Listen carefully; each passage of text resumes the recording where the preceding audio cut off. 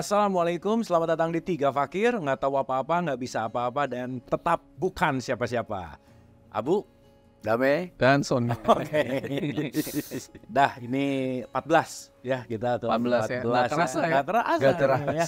Dari 20 14, tapi ya kita nikmatilah perjalanan menyelamnya. Namanya juga menyelam, ya pelan-pelan, santai, relax. Kita udah bahas ya bahwa Way pernah kita bahas, yang penting effortless, santai aja, relax aja. Once it comes, ya pasti akan terjadi gitu. Mungkin saya akan mengawali satu statement gini, Mas Sony. Ya. Semesta tuh nggak pernah tergesa-gesa, tapi semua terlaksana gitu. Jadi semuanya terlaksana. Indah pada waktunya katanya. Indah pada waktunya. Dan ini berkaitan sama hukum yang akan kita bahas, namanya daur ulang. Nah, seperti apa daur ulang, kita akan deep dive. Mulai dari Mas Sony. Silakan Mas. Iya, jadi kita udah masuk, Bang Dame, Kang Abu, terima kasih ya. Udah masuk ke hukum namanya daur ulang. Nih jadi menarik, ini apa ini hukum daur ulang?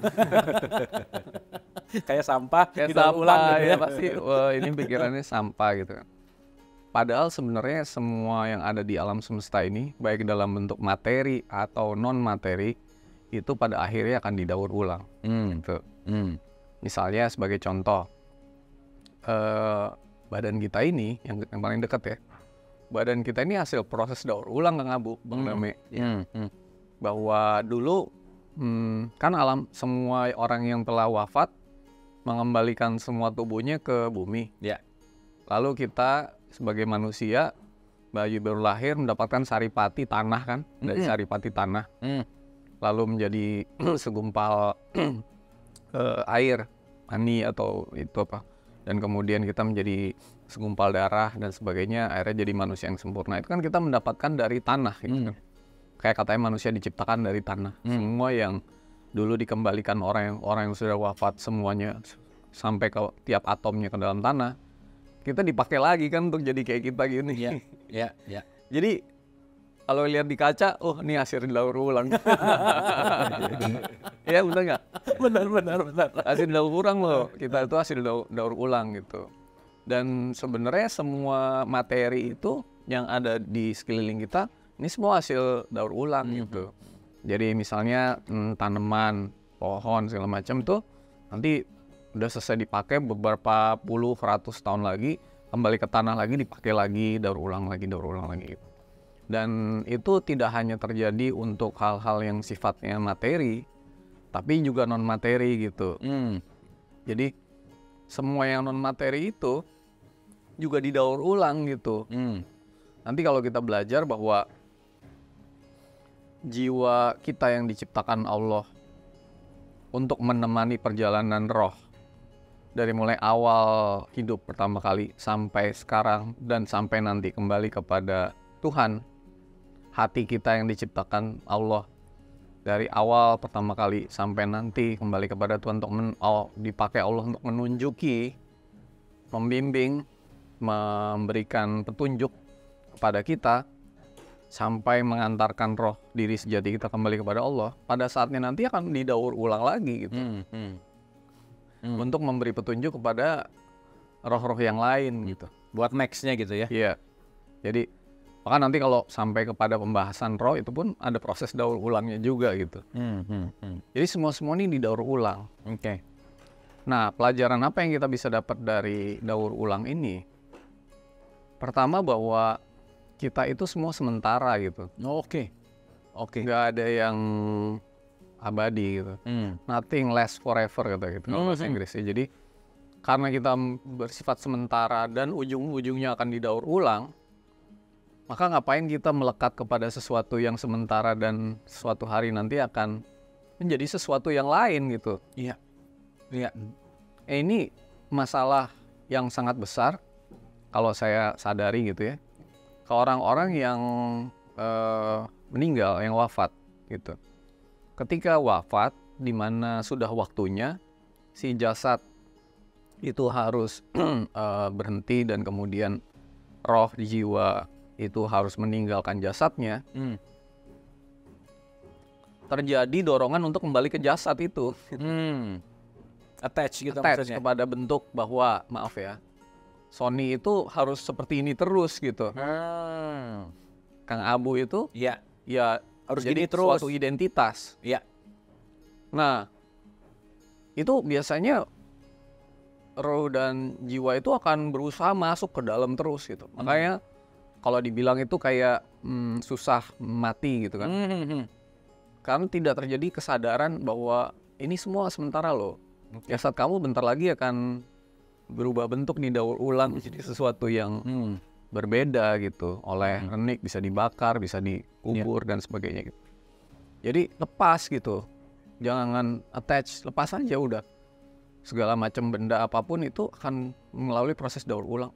Kita pun sebagai, kalau in some extent ya, di Quran itu sebagai kaum itu digantikan dengan kaum yang baru, daur ulang lagi. Iya. Jadi dengan kaum yang lebih baik katanya gitu. Jadi akan daur ulang semua gitu. Jadi jangan sampai ada kemelekatan kepada apapun, termasuk badan ini, hidup. Semua anak istri kita itu suatu hari akan didaur ulang. Menarik ya. Jadi jangan attach gitu. Itu nggak akan selama-lamanya gitu. Yang kedua pelajarannya adalah bahwa materi itu akan bisa berganti-ganti gitu. Sebagai contoh gini, saya jasad saya nih, lalu kemudian saya meninggal dan semuanya akan saya kembalikan ke bumi, kan dipakai orang lain kan, dengan nama yang berbeda gitu ya. Jadi kita jangan bilang wah kamu orang membenci satu sama lain. Padahal semua ini berasal dari proses daur ulang dengan materi yang terdiri dari materi-materi yang dulu pernah dipergunakan lah gitu, kira-kira gitu. Jadi apa yang perlu dibanggain gitu, kira-kira gitu. Jadi gimana mau sombong sih gitu loh. Benar. Bahwa kamu tuh berasal dari sesuatu yang didaur ulang gitu loh. Jadi apa yang mau disombongin dari diri kita. Kasaran kata kalau ini selesai, kembali ke tanah, saripati tanahnya jadi ke penciptaan yang berikutnya. Ya X lah ya, mantan dalam tanda petik yang dari sini kan. Yes. Iya kan, balik lagi kan begitu kan. Iya. Jadi ya proses daur ulang bos gitu. Wah mantap. Jadi kenapa kita harus sombong, kenapa kita harus attach, kenapa kita harus merasa bahwa ini selamanya, kenapa kita harus membenci orang lain, kenapa harus misalnya menghina fisik orang gitu, atau merasa kita ganteng atau apa. Proses daur ulang bro ini. Ya. Berarti setan tuh gak ngerti daur ulang ya. Dia engkau menciptakan tanah, aku api kan. Dia kurang paham daur ulang. Iya, gitu. Kira-kira awalnya gitu dulu ya. Oke, Mas Sony, menarik. Bang Dame, wah gimana nih? Terima kasih Mas Sony, Kang Abu, bismillahirrahmanirrahim. Alhamdulillah bisa diskusi, ngobrol lagi tiga fakir. Mudah-mudahan bisa menginspirasi. Saya tadi terpikir ya, pada waktu Mas Sony bicara daur ulang, ini bahasa lainnya apa ya? Bisa nggak ada satu kata transfiguration gitu? Apa? Transfigurasi. Transfiguration, transformasi bolehlah gitu. Jadi saya jadi teringat yang selama ini juga saya sharing dari, ya ini inspirasi dari perspektif sufi. Kalau tubuh manusia ini juga mengalami daur ulang, semesta ini dengan segala entitasnya juga mengalami daur ulang, tapi juga non fisik juga soul gitu. Jadi saya jadi teringat ini Kang Abu, manusia ini kan ada mineral soul yang ada di diri kita kan. Ya. Ada nabati soul, menumbuhkan nabati. Ada animal soul gitu, animal soul. Nah animal soul ini juga ada yang kalau bahasa Arabnya itu sab'iyah. Sab'iyah itu buas. Sab'iyah itu buas. Kalau yang kedua ada namanya bahimiyah gitu, yang cenderung makan aja, jangan bahimiyah, hewan ternak gitu. Nah ini jiwa ini mengalami daur ulang nih. Ya dari mineral, nabati, hewan buas, kemudian juga hewan ternak, dengan segala jenis hewan juga. Lalu kemudian di sini dia mulai ada satu titik, ada kesempurnaan pada soul ini, manusia itu rasio. Nah rasio ini juga perjalanan daur ulang. Tapi kalau dia nggak gunakan rasio ini dengan baik, maka dia ini yang disebut satanic soul. Ya, satanic soul. Nah, di Quran kan aja lebih bejat dari binatang ternak, kemudian 822. Lalu ada angelic soul gitu. Jiwa kemalaikatan itu cenderung kepada cahaya, hikmah, petunjuk. Kalau satanic soul itu manipulatif, mengada-ada dan seterusnya gitu loh. Sampai dia tak terjelaskan. Nah, ini juga sangat berkaitan dengan, kalau kata Rumi kan dulu aku adalah mineral. Maka dia transformasi di daur ulang menjadi nabati, tanaman.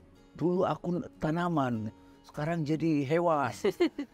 Jadi hewan, berkali-kali jadi hewan, baru jadi dapatlah tubuh manusia ini. Jadi manusia ini, Mas Sony, konfigurasi dari banyak daur ulang. Betul. Di diri kita ada mineralnya, ada mataharinya, ada bulannya, ada bintangnya. Mixing dari semua itu jadilah insan gitu. Makanya kan dalam tradisi di bahasa Arab juga ada 3 istilah tuh untuk manusia. Bashar, lebih ke tubuh, annas dan insan gitu. Minal jinnati wan nas gitu kan ada itu. Jadi lebih ke nas itu lebih kepada waswisu fi sudurina. Nah, insan inilah kesempurnaannya manusia. Dia komplementari dari semua itu. Nah, dari sini menurut saya ini bagian dari penemuan dari hukum daur ulang pada diri manusia. Baik itu secara mikrokosmos maupun secara makrokosmos.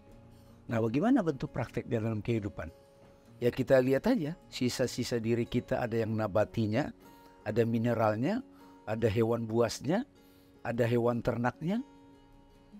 Jadi kadang-kadang kalau kita melihat orang itu, ini daur ulangnya kayaknya banyakan hewannya kan gitu. Kayaknya binatang buas. Juga ya. Kalau kata ini teman saya, kayaknya kamu nggak bener dulu terbuat dari tanah sengketa. Makanya berantem mulu ya. Ini tanah sengketa bahan bakunya ya. Itu dia. Nah, ini justru memahami ini kan kita jadi sadar diri gitu. Sadar diri, tahu diri. Jadi apa alasan kita untuk bangga diri? Nah, kita lihat saja bagaimana kita mengalami daur ulang. Kemana arahnya? Nah, proses manusia itu akan mengalami daur ulang makin ke cahaya, dimulai dari rasio tadi. Nah, makanya di dalam filsafat pun Kang Abu, Aristoteles kan mendefinisikan manusia itu diferensiasinya dengan ciptaan yang lain apa? Natik berpikir. Hewan itu natik. Jadi disebut hewan. Jadi manusia itu hewan yang berpikir gitu. Dia start jadi manusia ketika dia jadi hewan yang berpikir. Ketika dia tidak hewan yang berpikir, maka dia animal sebetulnya. Nah, terus daur ulang dia itu akan terus kemana nih? Akalnya ini, rasionya ini dipakai buat apa? Nah, pada waktu dia tidak gunakan akalnya itu secara sadar, sebaik-baiknya untuk bisa membaca tanda-tanda kehidupan, membaca dirinya. Nah, itu yang disebut satanik itu. Satanik soul. Jadi kita biasa nonton juga di TV itu banyak, wah ular berkepala 2 kan gitu, buaya darat gitu, lintah darat. Ini jangan ada kaitan juga sama mitologi Yunani itu kan. Kalau kita lihat film Wonder Woman ya waktu itu ya, Wonder Woman ini kan dia hadir ke dunia ini kan untuk menghadapi Iron ya menanya, yang sataniknya gitu. Di sana dominan dan orang pikir itu ada makhluk apa, padahal sebetulnya diperankan oleh apa saja. Bisa society, bisa ideologi. Jadi tadi Mas Sony bilang kan pemikiran sosial itu mengalami daur ulang. Ya. Kita ini sekarang dagangnya aja daur ulang, Mas. Dari cash menjadi cashless kan gitu. Itu daur ulang. Disrupsinya banyak banget. Sekolah-sekolah zaman pandemi langsung kita mengalami daur ulang. Ada yang tidak berhasil, tidak mengalami proses daur ulang yang bagus gitu. Saya ngelihatnya gitu Mas Sony. Jadi supaya terasa kepada kita bahwa hukum daur ulang ini terjadi pada fisik non fisik. Nah manusia bisa menyadari proses daur ulang. Kalau enggak, ya dia itu berputar-putar pada kegelapan. Kalau mau disimpulkan dengan kegelapan. Menariknya ya Bang Dame ya, itu Kang Abu ya, bahwa bintang aja itu didaur ulang loh di semesta ini.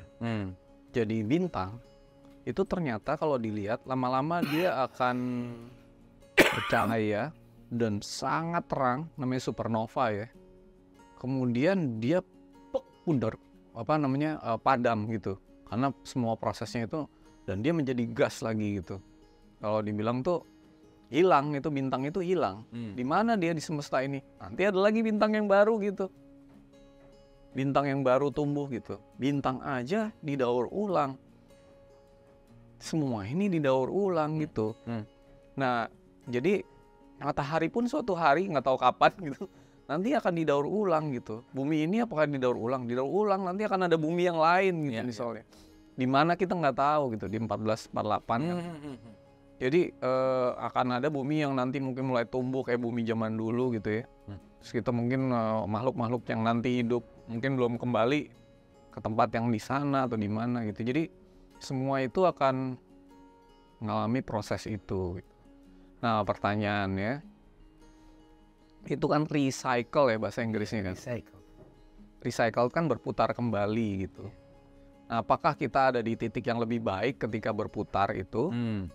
Atau menjadi yang di situ-situ aja kan? Balik lagi ke yang kemarin, hukum perputaran itu. Nah tadi Bang Dame udah mengatakan bahwa manusia itu berevolusi kan. Nah, kalau di Quran itu surat 71 ayat 14 atau surat bahwa bertingkat-tingkat gitu. Kejadiannya itu bertingkat-tingkat, mulai dari yang paling simple sampai yang paling kompleks. Seiring dengan pertambahan kesadaran kita, dibaguskan juga rupanya gitu. 46 kan bilang itu, dibaguskan rupamu gitu, seiring dengan kesadaran yang juga semakin baik gitu ya secara kolektif gitu. Jadi kalau kita lihat manusia yang zaman dulu, manusia purba ya bentuknya kayak begitu. Lama-lama dia biasanya tulang belakangnya itu yang tadi tegak begini, vertebrata, lalu menjadi begini, lama-lama bisa tegak kayak manusia zaman sekarang ya.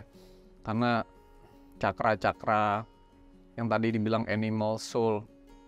Jadi manusia itu punya 365 cakra. Ya. 365 cakra. Tapi ada 7 cakra utama gitu kan. Yang paling bawah tuh cakra dasar disebut sebagai animal cakra kan. Animal cakra itu adalah cakra dasar gitu. Tapi sebagai yang di bawahnya masih ada sebagai dulu recycling dari sifat animal soul itu, kita punya cakra yang di bawah cakra dasar gitu.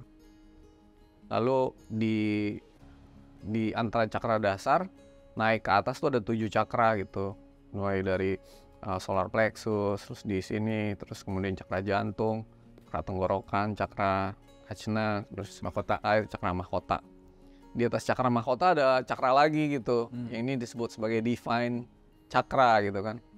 Manusia yang terbuka kesadarannya adalah yang cakra mahkotanya udah terbuka dan bisa meniti kepada cakra yang di atas. Itu kan menurut kesadaran seperti itu ya. Dan itu sebenarnya ada benarnya juga dan banyak kebenaran di situ gitu ya. Meskipun di Quran tidak dijelaskan secara detail gitu.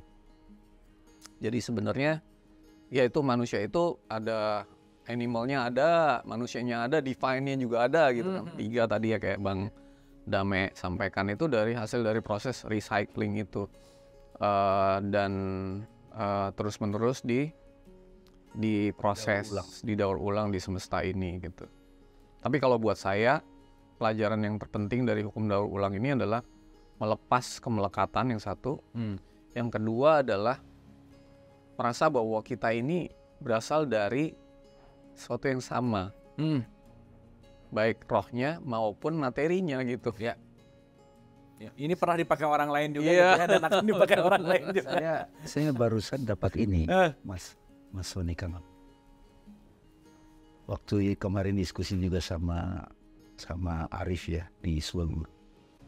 Dia sebagai anak muda mulai mikir, kan kita pasti mati ya. Kita ini jadi apa ya kalau setelah mati? Itu kan sebenarnya pertanyaan daur ulang. Kita hanya menonton orang yang mengalami proses kematian. Kita lihat kalau secara tradisi agama ataupun sosial ditangisin segala macam. Tapi sudah kita kan bakal dapat giliran. Ya kan? Nah kalau kita sudah melihat inspirasi dari Sufi tadi, manusia itu soulnya itu ada nabat, ada mineral, nabati, ada animal, terus ada di rasio itu ada kecenderungan ke setan. Terus setan kan pintar kan, tuh kelingger kan. Terus kalau malaikatnya itu kepada hikmah dan petunjuk gitu. Nah kalau kita sudah bisa melihat proses daur ulang diri kita secara soul, clear kita lihat semasa kita masih sadar sebagai badan ini, terus pada waktu badan ini kembali kepada sifat alam fisik ini, maka soul itu akan kita saksikan dia akan kemana gitu. Secara clear. Ini ilmu daur ulang. Contohnya gini deh, Kang Aun. Kita kan masih ingat soul kita zaman SMA kan? Oke, kayaknya binatang buasnya banyak deh kan gitu. Iya kan? Dan itu masih terbayang, tetapi kita sudah melihat bahwa itu memang harus terjadi sebagai proses daur ulangnya kita. Sekarang kita menemukan yang sekarang. Dan saya tahu itu, tapi saya nggak kembali ke situ lagi. Karena apa? Saya udah sadar clear sekarang. Sekarang saya mau daur ulang diri saya kemana itu kalau pelajaran saya Mas. Kalau saya masih melekat sama yang itu, saya stuck di situ.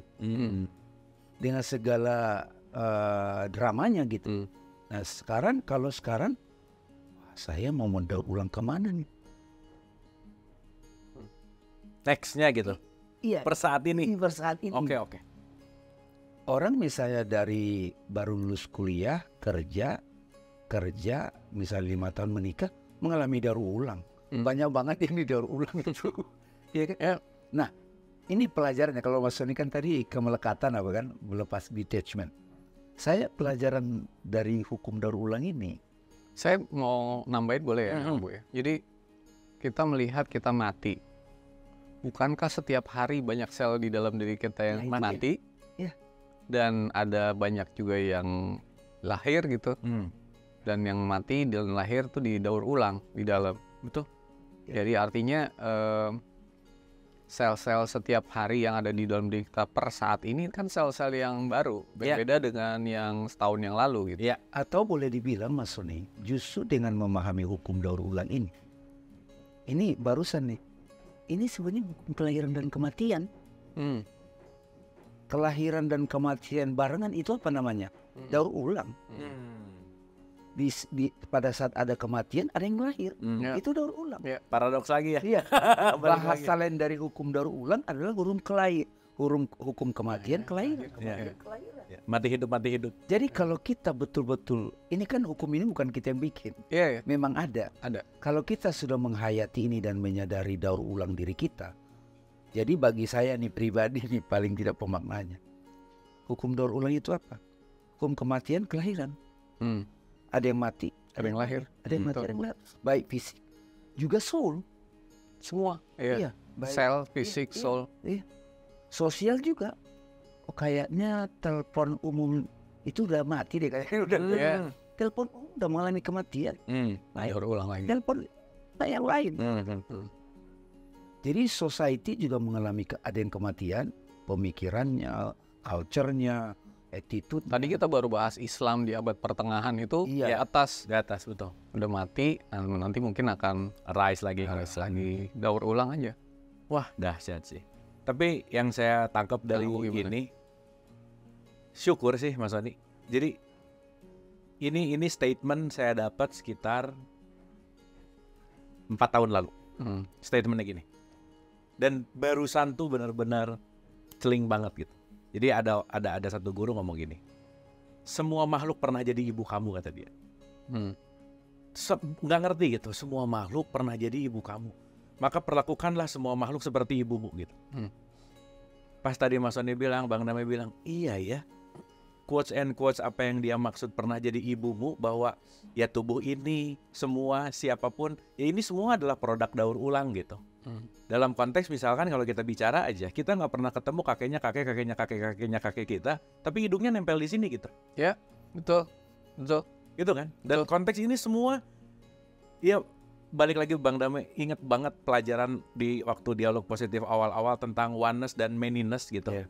Once kita ngerti ini sebagai daur ulang, nomor satu, saya dapat banget enlight bahwa iya ya, once kita menyadari bahwa semua makhluk dalam tanda petik pernah jadi ibu kita, how come kita akan merendahkan siapapun, itu nomor satu gitu Mas Sony, buat saya. Nah yang kedua, lebih menyadari lagi dan balik lagi ya, kata kuncinya jadi syukur sih. Iya ya, bahwa tubuh fisik ini kalau boleh disebutin pinjaman, ini adalah pinjaman dari ibu bumi gitu. Ini dipinjam dikasih pinjam lah ke kita gitu. Dalam konteks, kenapa sih kalau di Quran tuh kan banyak banget ya Mas Sony, sedikit dari kamu yang bersyukur, sedikit dari kamu yang bersyukur, banyak lah gitu. Ternyata dalam daur ulang, kalau kita berbicara tadi Bang Damai bicara dalam top priority daur ulang terbaik sebagai makhluk ciptaannya Tuhan, tubuh ini, kita tuh semua kan langka gitu, dapat tubuh ini gitu Mas Sony. Betul. Iya, langka banget gitu, dalam artian untuk dari sperma ke lahir 300 juta berbanding 1. Habis gitu kita terlahir dalam keadaan tubuh yang dimana jiwa punya daya dengar, daya lihat, daya pikir. Instrumen dengar kita oke, instrumen lihat kita oke, instrumen pikir kita oke. Itu juga langka dan seterusnya. Jadi saya sih lebih memaknai bahwa once kita memahami konteks daur ulang ini, nomor satu, kenapa Ar-Rahman ulang-ulang nikmat Tuhan kamu mana yang kamu dustakan gitu Mas Sony, Bang Damai. Yang akhirnya ia lebih menyadari lagi bahwa sangat sulit untuk kita bisa dalam tanda petik merendahkan, mengkafirkan, menerakakan atau apapun itu ketika kita mulai menyadari bahwa ya semuanya daur ulang. Dan lebih make sense ketika di Quran dikatakan wama arsalnaka ila rahmatan lil alamin, bahwa semua konteksnya bahwa kita didesain untuk semesta alam. Karena kenapa? Ya satu dan bagiannya satu menjadi bagian yang lain menjadi satu. Maka kan di Quran pernah ngomong gini tuh, kalau kamu menolong satu orang sama dengan menolong seluruhnya gitu. Jadi ya iya ya, Al-Maidah 5:32. Begitu saya nyakitin orang, ya ini nyakitin whole entire webnya Tuhan gitu kira-kira maksudnya. Dan begitu berbaik juga seperti itu, karena iya ya, inilah yang saya sih rasain banget gitu sekarang adalah to embracing life gitu maksudnya. Untuk iya ya, ngapain lebih banyak khawatir, stres, depresi. Oke lah itu ya part dari kehidupan. Tapi jauh di belakang itu semua, once kita ngerti tentang si daur ulang ini, banyak pikiran atau banyak kesadaran yang changing sih. Itu sih Mas Sony, Bang Damai. Dan maaf saya potong. Dan semua ini pinjaman Kang Abu, kayak tadi bahasa Kang Abu itu kan. Semua ini pinjaman, bukan kepemilikan gitu loh. Jadi artinya ketika Allah di surat 42 ayat 53 misalnya bilang lillahi ma fis samawati wal ard gitu. Akulah Tuhan pemilik seluruh langit dan bumi gitu. Jadi artinya semua langit dan bumi adalah milik Tuhan gitu kan. Benar nggak? Ya. Dengan daur ulang ini kita menyadari bahwa iya ya bener ya, aku tuh cuma minjem doang gitu, nggak aku miliki gitu loh. Jadi artinya kalau kita merasa ini pinjaman, ya kalau nanti suatu saat hilang gitu, lenyap, musnah, ya udah gitu kan. Dan itu berlaku buat segala hal, termasuk misalnya harta gitu kan. Ini penyakit orang yang susah mati gitu loh. Kalau saya perhatiin gitu ya, mungkin lebih dari 95% orang mati itu nggak tahu hukum daur ulang. Jadi takut.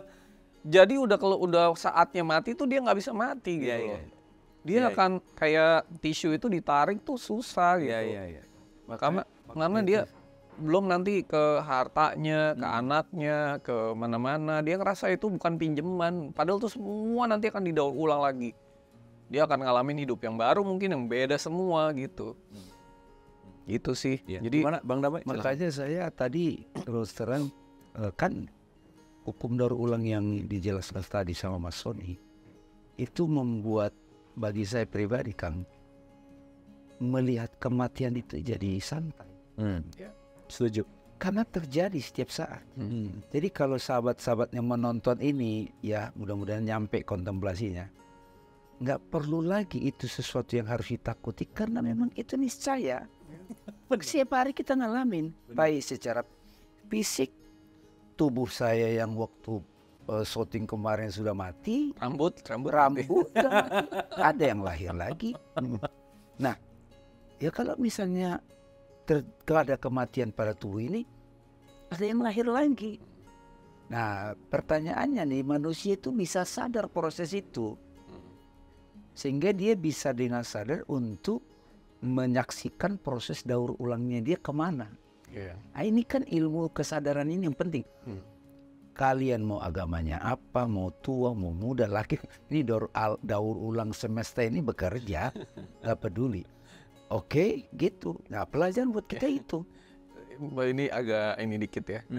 Badannya Bang Dam ini pernah dipakai sama orang Kristen nggak sebelumnya?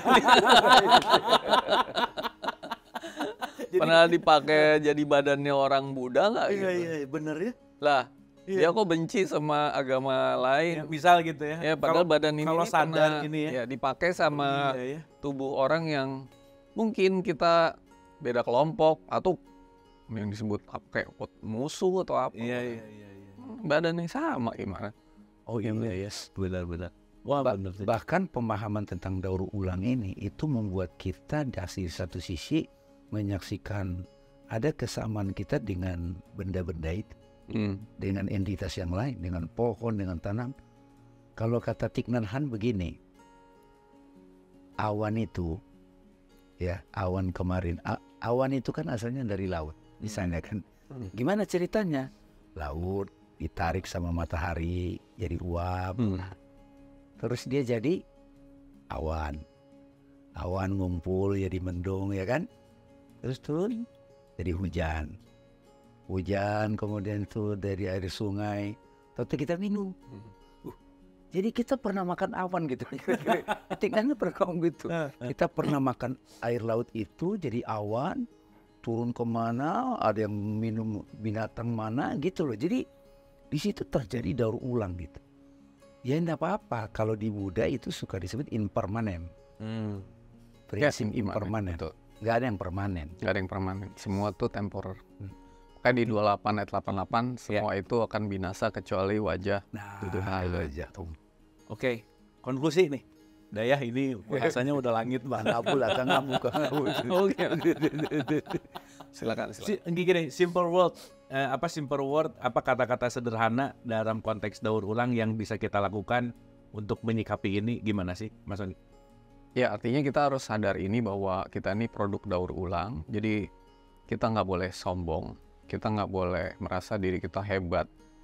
Kita tuh produk daur ulang gitu dari materi-materi tanah yang dulu pernah dipakai nenek moyang kita juga, dan kita akan kembalikan lagi ke bumi secara materi. Jadi tidak boleh ada kemelekatan atau asosiasi yang permanen bahwa saya itu seperti ini akan selama-lamanya. Enggak, suatu hari akan dirubah lagi.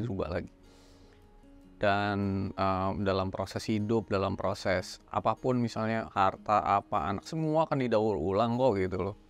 Jadi yang lebih penting adalah pada akhirnya itu sesuatu yang tidak didaur ulang, yaitu sumber dari semua ini.